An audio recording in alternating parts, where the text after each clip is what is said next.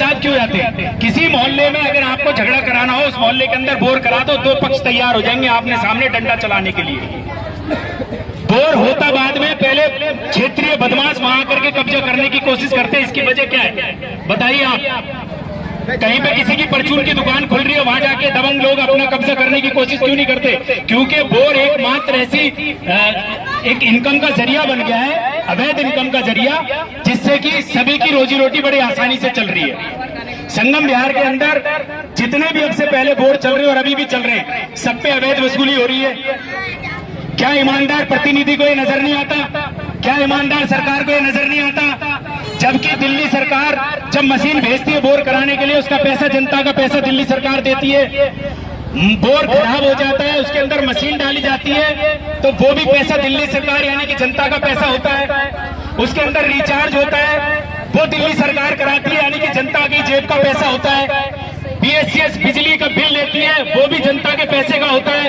तो मैं ये पूछना चाहता हूँ ईमानदार प्रतिनिधि से जो अब से पहले रहे हैं, कि वो किस बात के लिए बोरों को बोर करा करके और लोगों को दे देते हैं और लोग उससे महीने की वसूली कर रहे हैं, अपना पालन पोषण कर रहे हैं। अगर आप ईमानदार हो, पूर्ण रूप से ईमानदार बनो। मैं चाहता हूं कि जो भी बंदा जीत के आए, वो तमाम क्षेत्र के बोरों को बिल्कुल फ्री ऑफ कॉस्ट जनता के बीच में छोड़े।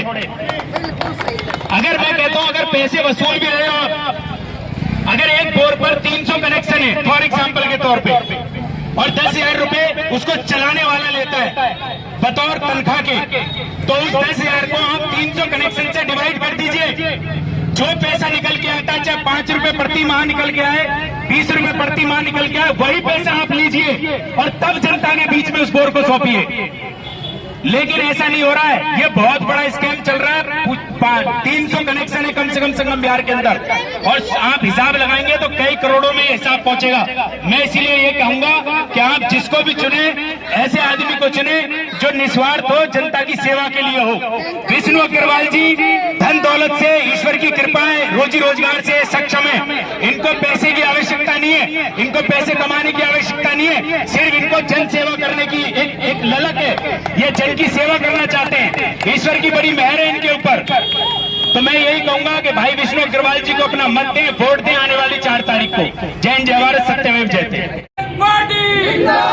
विष्णु अग्रवाल, विष्णु अग्रवाल, संध्या अग्रवाल, संध्या अग्रवाल, विष्णु अग्रवाल, विष्णु अग्रवाल, संध्या अग्रवाल, संध्या अग्रवाल, कांग्रेस पार्टी, कांग्रेस पार्टी।